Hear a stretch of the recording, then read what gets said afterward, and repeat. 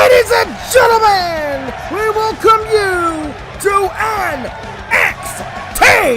My name is Connor Whitty, and we are this close to NXT Takeover Inception. And tonight, well, some people have been asking for it. More like one person, the debut of the BCW crew, plus the final words exchange between Ricochet and Rey Mysterio. Going to the BCW crew, we're gonna hear.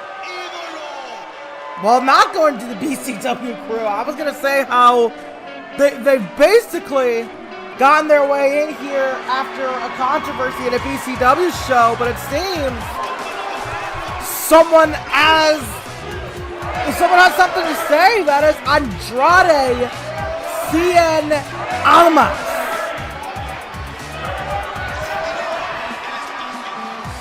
Of course, in the previous episode of NXT, Andrade helped Aleister Black and TM61 fight off Sanity. And a lot of people have been asking why Andrade, because TM61, a little self-explanatory, TM61 would, you know, there are the type of people to do that, but Andrade is interesting, because Andrade, we didn't take him as the kind of person that would do something like that. That would help, that would help Aleister Black in this whole thing with Roode and Sanity. So I'm very interested in seeing if we get an explanation from Andrade. And I'm assuming that's why he's here. In quite formal gear, mind you. That is quite the fancy white suit.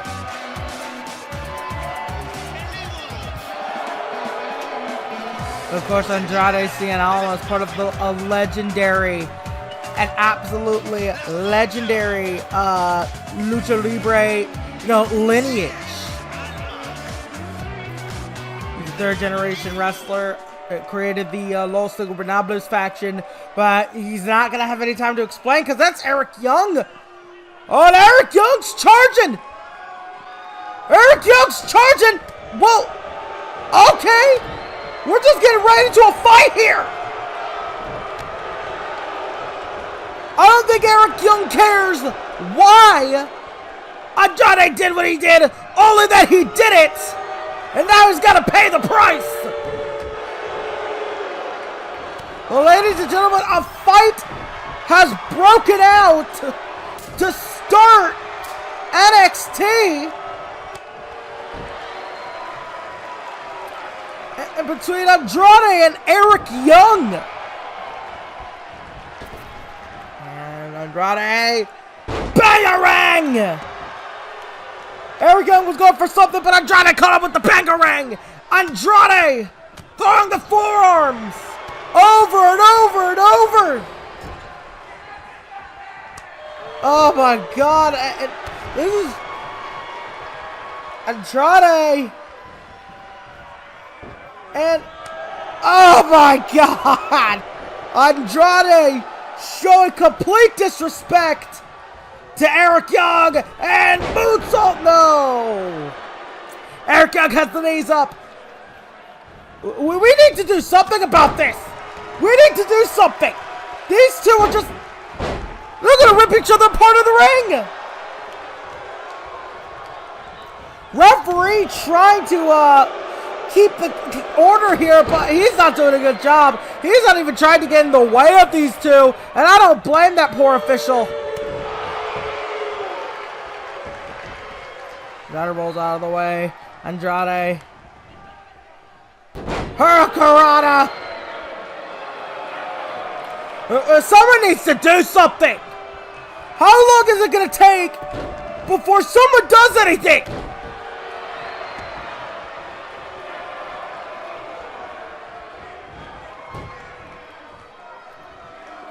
These two just trying to rip each other apart.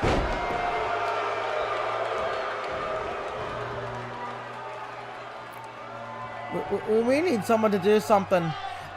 If there's anybody in the back that can stop this chaos, We'd really appreciate that. Because these two are just, they might fight all night. Oh, well, there's Dean Malenko. I hear the voice of Dean Malenko. I don't see, well, there he is. That's Dean Malenko from the NXT board. Dean Malenko from the NXT board has come out to stop the fighting. Whoa! That's the main event tonight? I think that's the main event tonight. That is a huge matchup. NXT's largest match ever. There you see it. Eric Young, Alexander Wolf, Killian Dane, and Bobby Roode against Andrade, Cien, Almas, Shane Thorne, Nick Miller, and NXT champion Aleister Black. An 8-man tag team matchup. That is a huge main event. But that is later tonight. Right now, we have our opening women's contest. Dakota Kai against Mandy Rose. And, you know, Dakota Kai is, you know, she's an absolutely talented competitor. One of the best in the women's division. But obviously, she's not going through...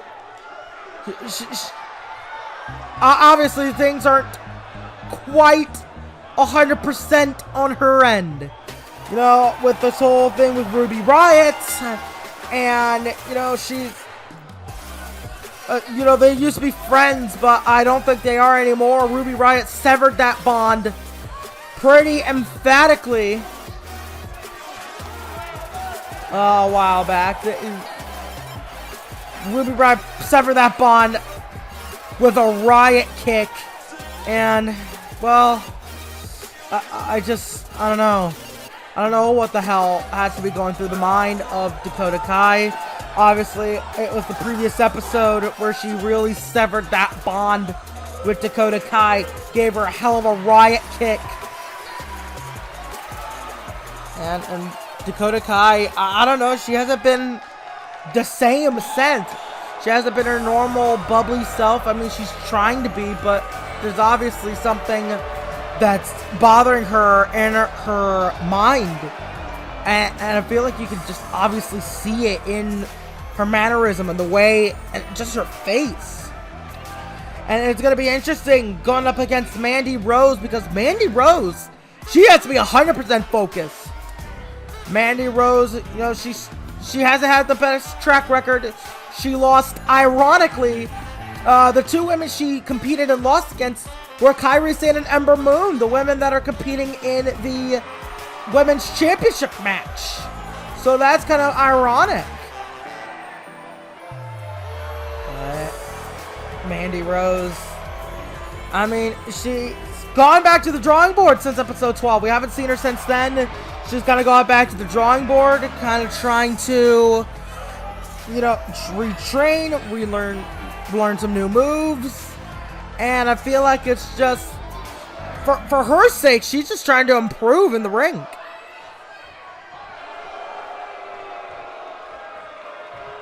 And here we go, the bell sounds. So we're going to see the results of Mandy Rose's training. Referee trying to split them up. Oh, and Mandy Rose takes a cheap shot. Mandy Rose with a cheap shot. Dakota Kai gets her in a headlock, trying to keep this match more mat-based. She's not wanting the pace to quicken, at least more than she can take. And oh! That's not to say Dakota Kai isn't the fast-paced competitor, but again, her head cannot be in the game. That at least 100%! Well, Dakota Kai throwing those kicks, and yeah, you see just her looking around at the crowd. I mean, she's trying. Oh! And plants Mandy down again. I think the longer this match goes, I think more we'll see Dakota Kai's mindset. Dakota Kai's mindset is going to be revealed in this matchup, I believe. Mandy Rose, she throws some kicks. Mandy Rose, of course, a former fitness competitor. So she was a bodybuilder, and you know, with bodybuilding, it's mostly about your look, but it's also about your endurance, how hard you're willing to train to and endure. And I think that might be what Mandy Rose went back to the drawing board about. You know, to translate that endurance from bodybuilding into endurance in the ring. Dakota Kai.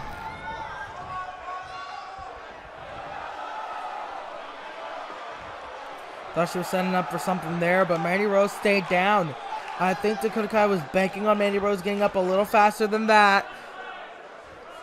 Dakota Kai has her on her shoulders. Oh, Mandy Rose! Hurricanrana! And you have to think perhaps Mandy Rose might have been playing possum with that running attack. And Mandy Rose gets one of her own. This time she sits Dakota up herself. Cover here. Only a one. You see Mandy Rose, like I said, a hell of a lot more focused on the task at hand.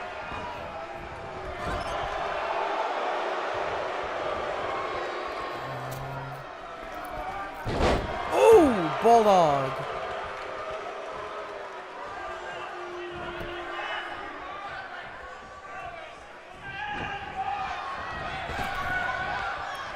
Mandy.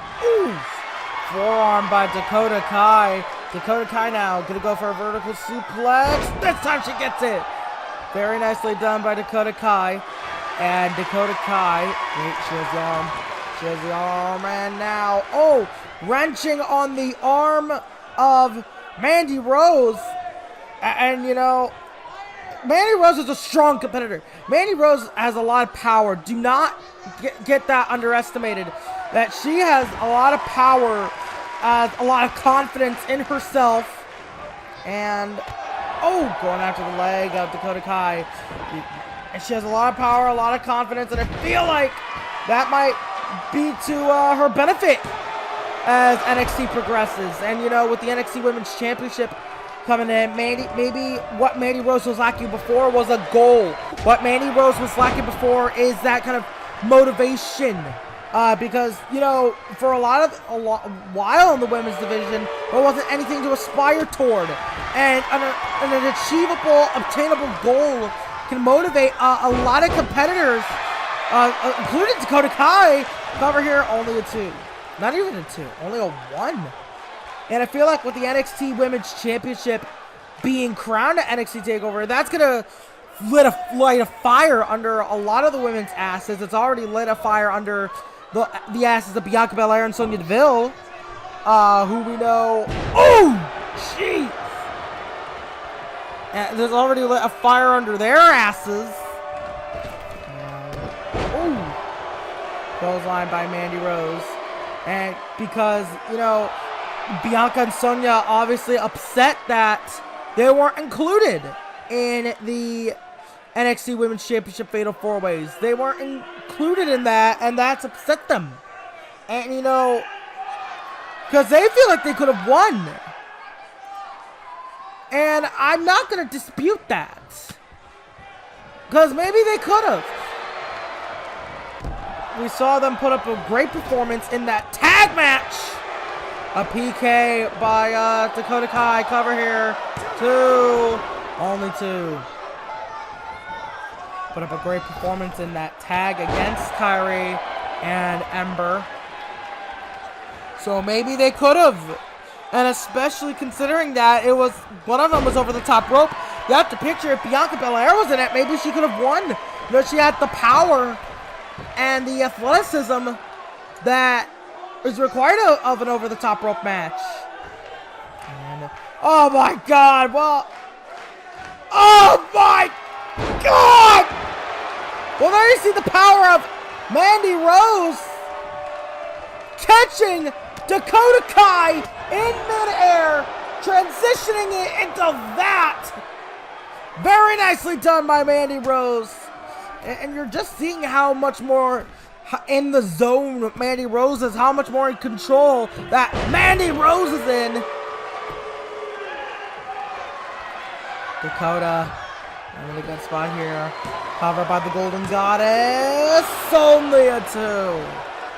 And the fact that you got a 2 count on Dakota Kai, that means she's getting close to defeat. That means she's weakening. That means she's waning. Dakota Kai has to pull something out of a hat. Dakota Kai throwing those kicks. Capture the team kick. Dakota Kai trying to get reassurance from the crowd. You can't. I hate to say it, but Dakota Kai needs to focus. And oh! Well, that might have turned the tide of the match. Detonation kick, but Dakota Kai just looking at the crowd. She's been wanting the crowd's approval the entire match. And maybe that's to make up for that loss of friendship on from Ruby Riot. Dakota Kai gonna go for a kick in the corner. No! Mandy Rose rolls out of the way. Mandy Rose rolls out of the way. Wait, what the hell? Mandy Rose, moneymaker. It's a moneymaker a la LaMarcus Carter. And that's it. Mandy Rose with a major upset against Dakota Kai. And you know, I hate to make Mandy Rose feel discredited, but you have to think a lot of that was due to Dakota Kai's distraction. You know, you could tell her head wasn't in the game. She was too focused on that woman. What in the hell is Ruby Riot doing here? Mandy Rose sees Ruby Riot, gets into the crowd to make her way out of the ring. Well, congratulations to Mandy Rose with a huge victory, but immediately overshadowed by the larger story between these two, I guess, former best friends. No, oh, not again. Another Riot kick. Lays out Dakota Kai with another Riot kick. I think just to make sure that Dakota knows they're standing. Now Ruby Riot just talking trash to her former friend, now turned bitter enemy. Dakota Kai just laid out for the second episode of NXT in a row. Okay, there you see Andrade. He's outside someone's locker room. He finally enters. Who is it on the other? Oh. Well, there's who's on the other end of that door. He has entered the locker room of the champion, Aleister Black.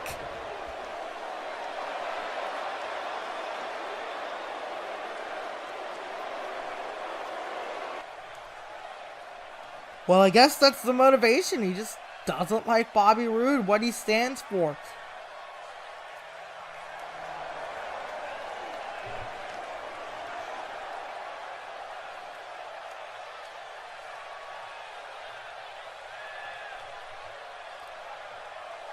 So Andrade, interesting, because like I said, Andrade, third generation wrestler, he was raised to have that respect for the industry that perhaps he doesn't believe Bobby Roode possesses.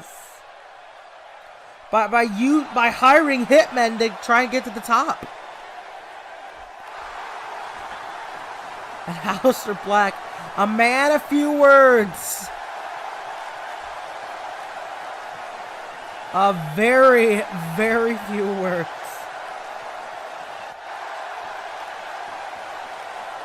I mean, hey, at least he didn't kick your head off, Andrade. At least he didn't kick your head off. I don't believe I've ever actually heard Aleister Black talk in WEDF NXT, but maybe that's just me.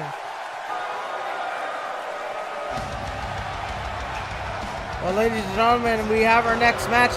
Now I can talk about it. This match is very interesting.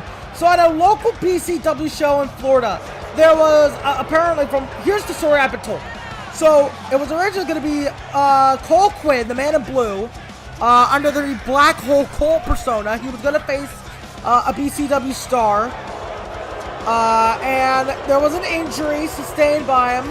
So the promotion's owner, Baron Blade, takes over, wrestles the match. So during that matchup, Baron Corbin and Elias come in, they storm the match and attack both competitors. And Baron Blade gets in a car the next day. He gets in a car, brings Cole Quinn with him to Full Sail to talk to William Regal, and he talks to Regal. We all assume he's wanted to get some legal action, or at least some kind of compensation, but instead he asks for a match. I still don't know why. I mean, he says he used the controversy creates cash motto that Eric Bischoff made famous. So maybe it's a similar mentality? I don't know. But Regal wasn't going to question it, because it's my job as the announcer to question it. It's not Regal's job, because he's like, hey, as long as it's not a lawsuit, you know what, you got it. And of course, Corbin and Elias did attack the BCW crew because they've been on this crusade against independent wrestlers for one reason and one reason only. It was the NXT Takeover The End. There was an event called NXT Takeover The End. It was the rebranding of the NXT brand. It was basically the transition between season 1 of NXT, the old era of NXT, and season 2 of NXT. And in that event, we saw a bunch of season 1 stars: Neville, Kevin Owens, Sami Zayn, the Lucha Dragons, but we also saw new stars, including Elias and Baron Corbin. And they both made their debuts against two hot prospects, Bobby Roode and Shinsuke Nakamura. And they both lost, and then at the start of NXT Season 2, those two kind of tried to find their footing, like the proper footing in this whole ordeal. But not really to any avail. Baron Corbin I don't think he wrestled that often after the loss to Bobby Roode. But it was until episode 8, Corbin was booked against Ricochet, and Elias from out of nowhere came in, said, hey, do you want to, we both hate these indie guys, what if we team up, take them out faster? And Elias had already scored a victory over David Finlay, but he also lost to Ricochet that previous episode. And so there was and so that's kind of how this alliance started, which the Call Wiki page calls the Homegrown Unit. I think that's what these two are referred to. But they're not really a unit. They don't make their entrances together. They don't really... it's obvious that they're two singles guys in an alliance more than a tag team. But you gotta feel bad for poor Baron Blade. Tag made to Elias, and well, Baron Blade, you see, those knee braces. Obviously, he's been through the ringer, needless to say. He's been through the ringer, needless to say. And Baron Blade. Oh, God! Oh, my God. Come on. It threw a huge lariat to Baron Blade. Elias could have pinned him right there, but he decided not to. Baron Blade, of course, is also the trainer of most of the BCW wrestlers. So, and Cole Quinn tagged in. A man of many names, a man of many identities. Goes under Black Hole Cole in the BCW shows. And wait. Oh Oh my God! Well, Corbin just hurled Cole Quinn to the floor. And now, oh God! Elias launches him into the ring post.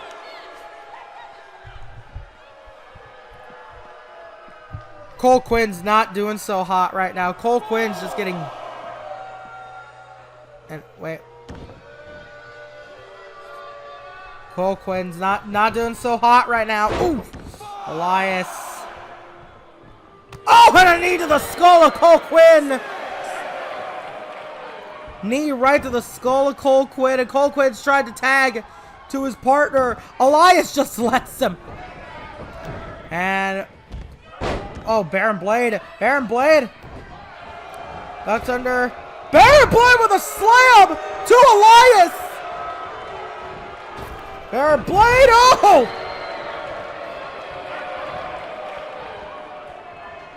And Baron Blade whips him into the corner. Baron Blade. Oh, and a chop.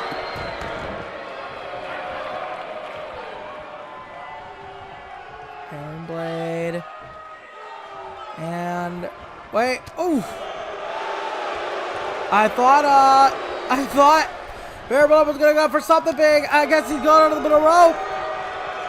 He's just terrified of that top rope. He's too big for it. That's the thing. He's too big, too old, and just beating down.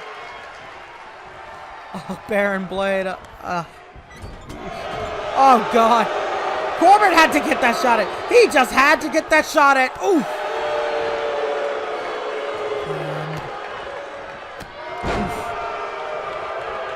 Baron Corbin in control.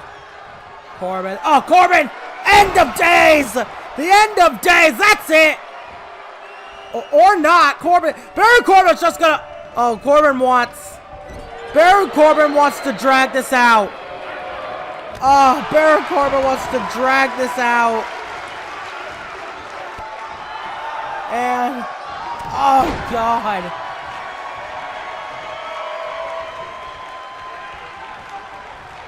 And out of the ring goes Baron Blade. Cole Quinn trying deep six. Just like that BCW. Baron Corbin hits Cole Quinn with the deep six. Oh, that choke slam backbreaker. Tag to Elias. Look at Baron Blade. Barely making it up to his feet. And now. And Cole Quinn. Oh, neckbreaker by Elias. And oh, down goes B-Blade. And CQ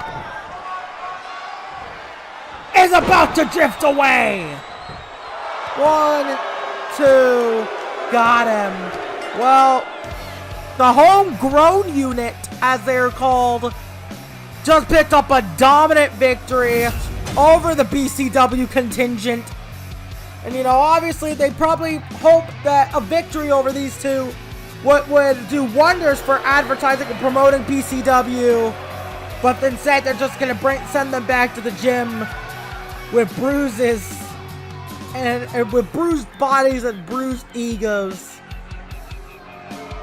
A dominant win by Corbin and Elias. Speaking of tag teams, we're going to turn to a video package from the Street Profits training earlier in the night. Let's take a look.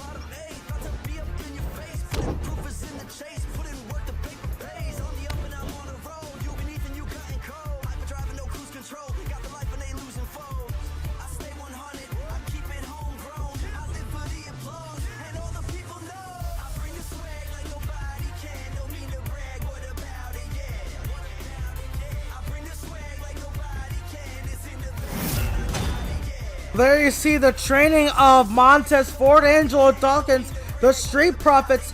They are set to return at a future date.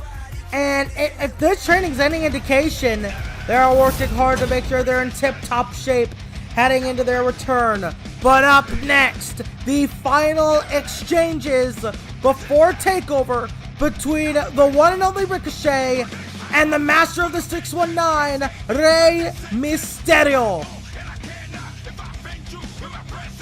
These two, there will be a referee to moderate these two. It's almost like an official match, but, you know, William Regal has given them this time of the show to air out all the remaining grievances, to let out those final words before the fight takes place at TakeOver. From there, they will get episodes 19 and after 9 off to train and prepare before NXT Takeover Inception, the biggest NXT show. And there's a lot of hype, there's a lot of excitement heading into TakeOver. A lot of big matches confirmed already. Cassius Ohno, Minoru Suzuki. Ember Moon, Kairi Sane for the Women's Championship. Pete Dunne and Neville for the Cruiserweight title. Lane Kai and Kota Ibushi. And this match, Ricochet, Rey Mysterio, a dream match between two high-flying greats. And Rey Mysterio, when he challenged Ricochet, he said that he was the future high-flying, that he wanted to see what the future looked like. Obviously, Rey Mysterio is quite possibly, not even quite possibly, he is the most legendary luchador since El Santo himself.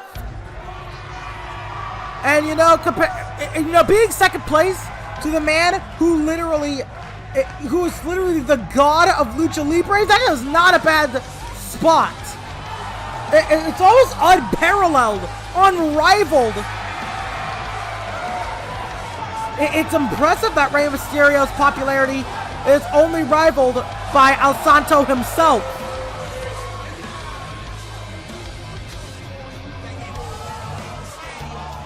And Rey Mysterio also has faced a number of opponents. Men like Eddie Guerrero, men like Juventud Guerrera, Billy Kidman. He's faced tons of cruiserweights over the years.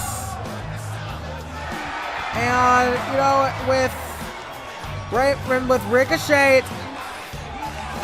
Rey Mysterio, when he did call, he showed up at NXT episode 12. He announced that the Cruiserweight division was coming to NXT, but he also took that time to challenge Ricochet. He said he wanted to see the future of the industry, the next big high flyer. He wants to see the hype. And well, yeah, this is it.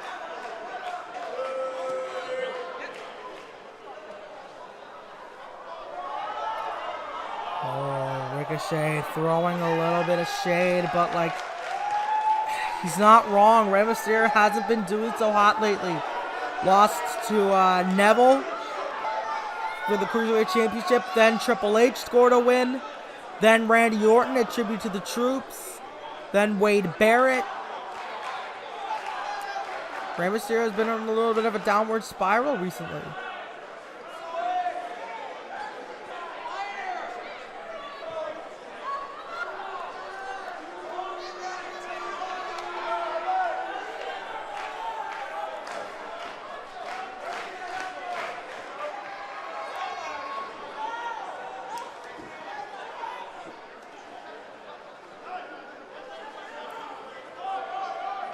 Ricochet, that's right there. It's about legacy. It's about generations. Ricochet wants to beat Rey Mysterio and make his name. Prove to Rey that he is the next top star. And I think Rey sees what we all see in Ricochet, a future star of NXT and WEDF as a whole.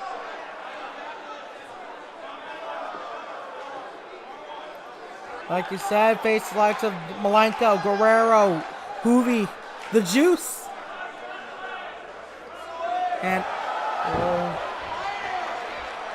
Ricochet just showboating. Guess he's proving his point.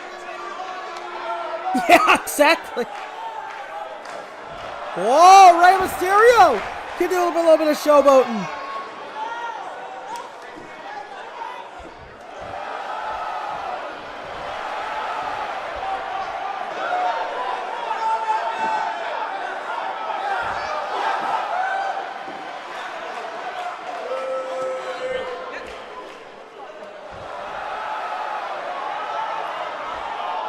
Rey Mysterio says that Ricochet too inexperienced to realize that he cannot win in fancy, flashy style, that he has to focus on the task at hand. Rey Mysterio pretty confident in this win. And I guess that's the story right there. Rey Mysterio wanting to prove to the world that he's still El Rey de Lucha Libre, the king of professional wrestling. And Ricochet, as the prince, wants to ascend to king status.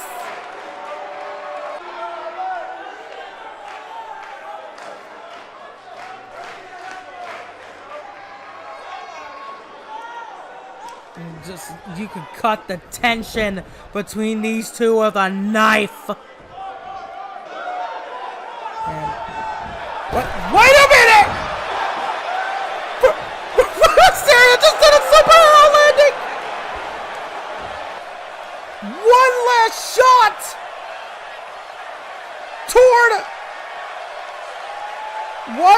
shot toward Ricochet! Rey Mysterio throwing some shade! Well, ladies and gentlemen, this is gonna be a huge one. I'm gonna need a drink for this. Cheers!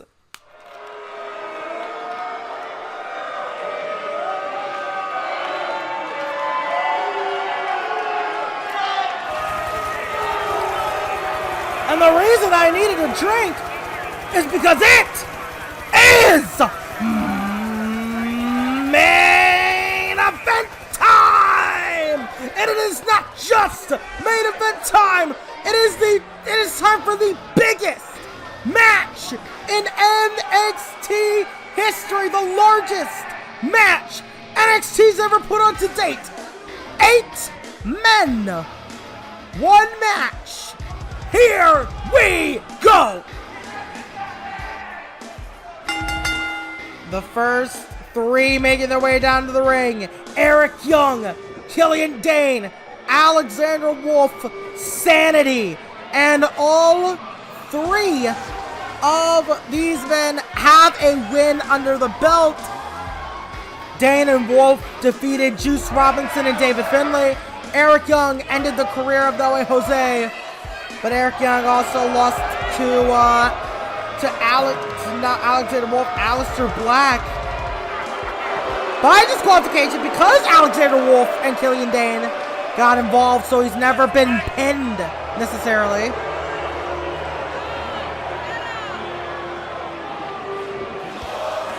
And here comes the challenger, the #1 contender to the NXT Championship. He's been gunning for it ever since Takeover the end.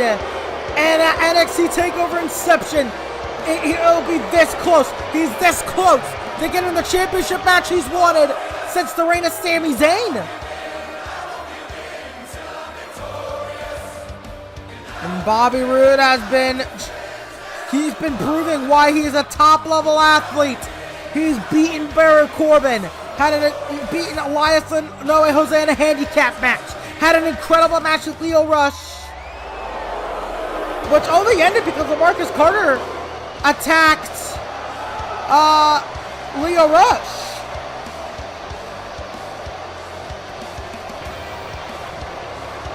And that ended with a disqualification.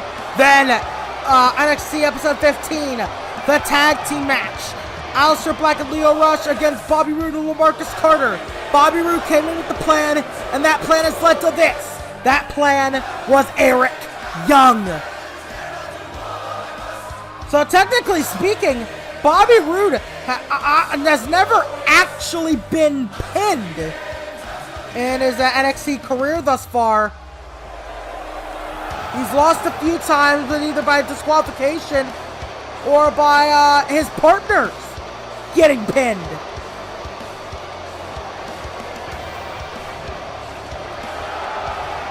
Bobby Roode's never actually been pinned. Kind of similar to the champion Aleister Black. Here we see Andrade and Eric Young got into a fight at the start, which kind of instigated this match. And interesting, and I want to point something out between what happened last episode of NXT and this match, as well as what happened earlier tonight. No Zelina Vega in sight. One has to wonder if Zelina Vega approves of what her client is doing. If Zelina Vega approves of what Andrade has gotten himself into.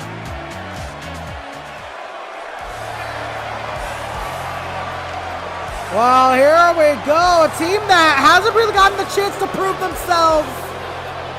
But they will now. Miller, Thorne, TM61. And TM61, they used to be called TMDK, and they still abide by the motto that TMDK stood for. They still bring that TMDK ideology, that even though they're called TM61, they still buy into what TMDK stood for. The mighty don't kneel, and that is their. And you see that on the back of Thorne's. Oh, you saw that on the back of Thorne's shirt. And there's the champ! And what the mighty don't kneel mean to Thorne and Miller is that they don't give up. They don't surrender. They weather the storm. They do not kneel to anybody, no matter what. The bell rings, and Eric Young and Andrade starting off the largest match in NXT history. You know, we see a lot of these 8-man tags on the main roster. You know, multiple rivalries coming together. But this is interesting. It's all about a singular rivalry. Just with a bunch of different players all involved in this whole ordeal. Andrade and Almas starting off with Eric Young. And ending on... Oh! A chop by Andrade. Oh, and that slap to the face, showing absolute disrespect to Eric Young. There's no love lost between these two. That's for sure. And the Northern Lights, Bridges, one, cover. No, it is not elimination. And that is something to point out. This is not elimination. So all of these men are going to have to keep their partner's health in mind. And Eric Young raking at the eyes. That's become one of his trademarks. Listen to this crowd. It's electric. This crowd is absolutely electric for this matchup. Oh, my God. And, ooh. Suplex right to, round the ropes. Andrade beating the hell out of Eric Young. Now, some people might be wondering, why Eric Young? Out of all the people that Bobby Roode could have recruited, why Eric Young? Why Sanity? They could turn on him at any moment. Why them? And the reason these two are an alliance is because years ago, these two were friends. Years ago, these two were partners. They went through a lot together. And it was years ago, these two basically came into the scene together as a Team Canada. And when you have a friendship that lasted that long, and when you have a bond, when you came in with someone, that lasts a long time. And Bobby Roode, I don't think it's really a gut mercenary for hire thing. I think Bobby Roode just called it a favor from a buddy. Called in a favor from a friend, an old friend, and Eric Young. Eric Young wanted to he wanted to bring in chaos, wanted to bring in mayhem. He wanted to disrupt the system, and Bobby Roode gave him the best chance at that, and accomplishing that goal by injuring the NXT champion. But the NXT champion has some allies, whether he wants them or not. And Shane Thorne currently up against the powerful Killian Dane. Oh my God, you see how big Killian Dane is? Phrasing. Oh God! The monster of Sanity. Killian Dane, what is he gonna go for here? Powerbomb. Oh God! That is 322 pounds crashing onto your body. And of course, a lot of people forget that there is a fourth member of Sanity, Nikki Cross, but Nikki Cross is kind of distant from the other members of the group. Pinfall here after that buckle bomb too. No.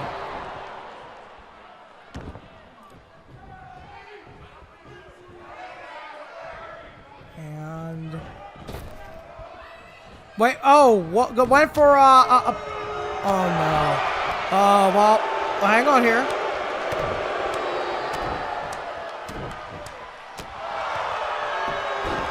Shane Thorne fighting against Killian Dane. And ooh!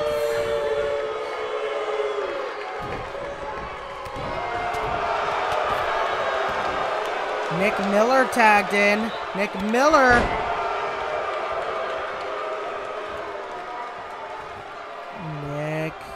Went for a drop kick. Oh, Killian Dane just said no. Oh, God! And a tag to the unhinged Alexander Wolf. Perhaps the most psychotic member of Sanity, aside from Nikki Cross.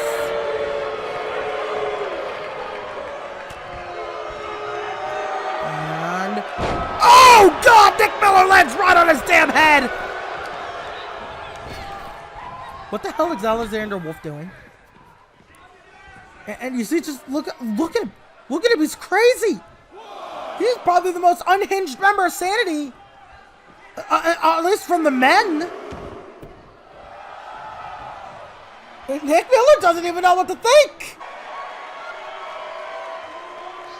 This crowd don't know what to think. Look at Wolf. Oh, well, Wolf is saying, "Bring it, bring your shot." And that's exactly what Nick Miller brought.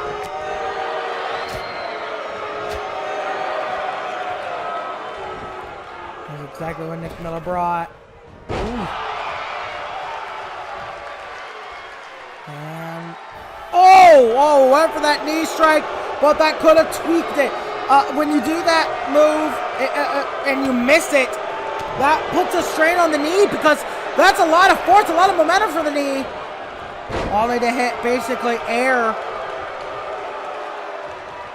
And oh, Eric Young take the cheap shot to Nick Miller. Come on! And Sanity, they don't play by the rules, but it's not because they need to cheat. It's because they don't give a damn about the rules. The rules are basically just, oh my God, they don't give a damn.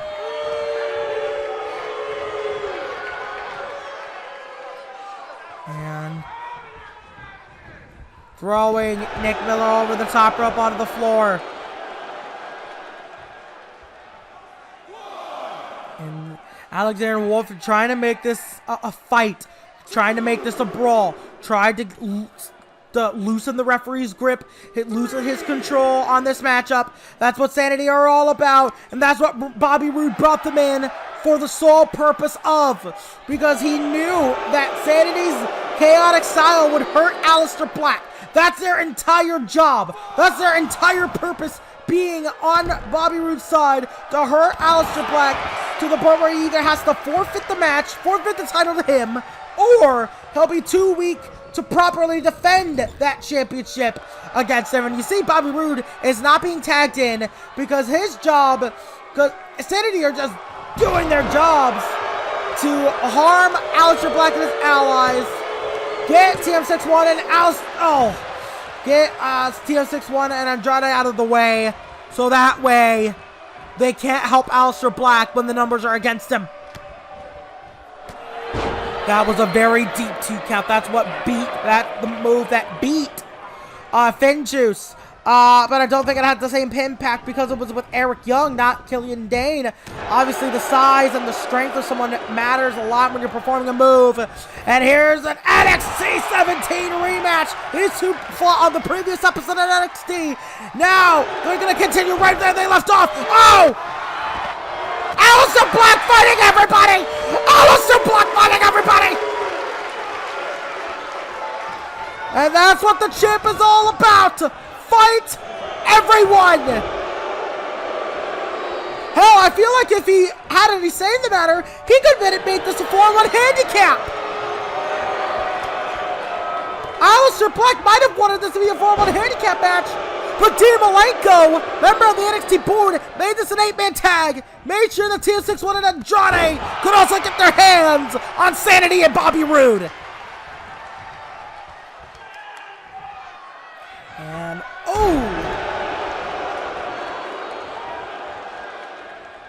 Alexander Wolf wanted a tag, but I don't think it's a necessity. Oh, going right back to the eyes. Remember, on the previous episode of NXT, the eyes were a major target for Eric Young. He went to the eyes a lot. I'm assuming that's just now an Eric Young thing to rate to the eyes. But against Aleister Black, it seemed a lot more poetic because he targeted those eyes so much in the previous match. Maybe he's trying to keep up that damage. Weaken Aleister Black's vision for that NXT Championship match at TakeOver. And a moonsault by Eric Young. Gonna help the leg cover. 1, 2, no. I don't know if Aleister Black barely got his shoulder up or if Eric Young simply let it go to keep this assault going. Either one would fit because Eric Young does seem like the type of guy to stretch this out as long as he possibly can.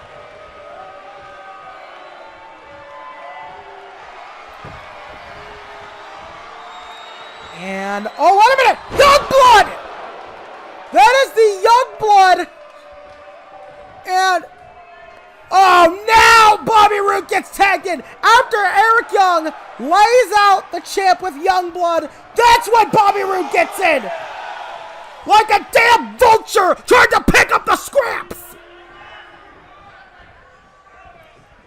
Like a goddamn vulture.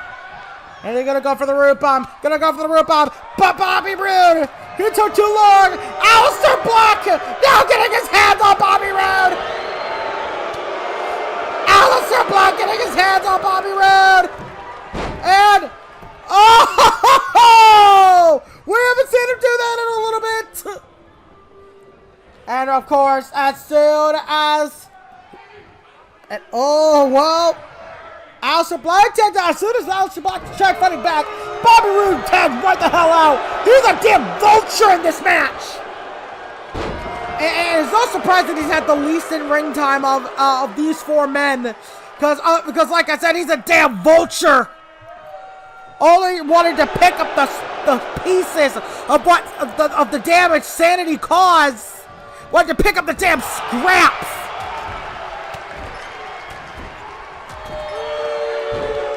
Wait, what the hell?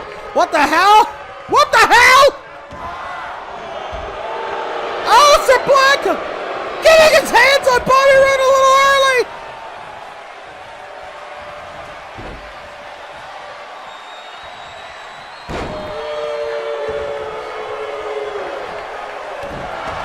And Bobby Roode, Aleister Black just taking care of Bobby Roode trying to take him out of the match.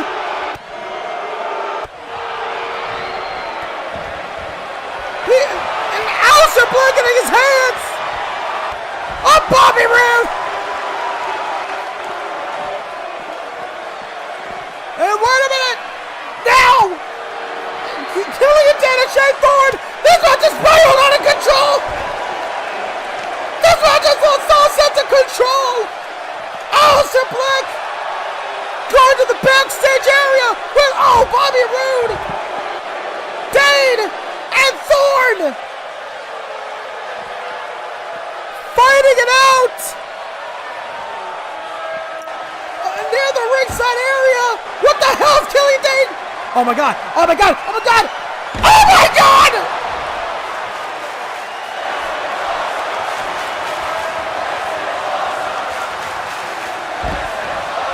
Oh my god! And meanwhile, Alexander Wolf and Nick Miller on the stage! What the hell's happening? This match has spiraled out of control! Oh my god, and slams him right onto the metallic ramp! And meanwhile, the knees by Andrade and Eric Young! This match has spiraled out of control! The referee has lost all sense of direction in this matchup! La Sombra by Andrade! Hooks the leg! 2! Got him! And the team of Andrade, Aleister Black, and TM61 won the match, but only Andrade is in the ring to celebrate it! This is absolute carnage! This is absolute anarchy! Ladies and gentlemen, there you see Black and Roode still backstage, still beating the hell out of each other!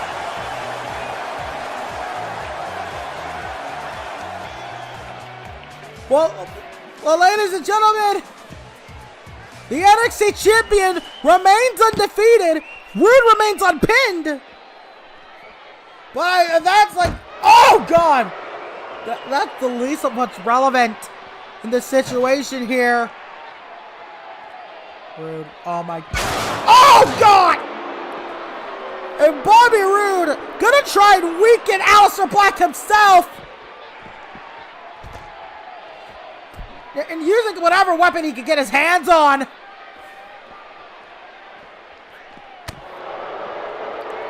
These two, more specifically Roode, just beating the hell out of Aleister Black. Aleister Black fighting back. Aleister Black fighting back. And they're fighting all over the backstage area. They're fighting all over the backstage area. Oof. Almost a knockout shot. And gonna go for Black Mass. No! Bobby Roode saw the Black Mass coming. Bobby Roode needs to avoid the Black Mass as much as possible on TakeOver. And oh god! Oh no, come on. Oh god! Oh no. No! Oh my god!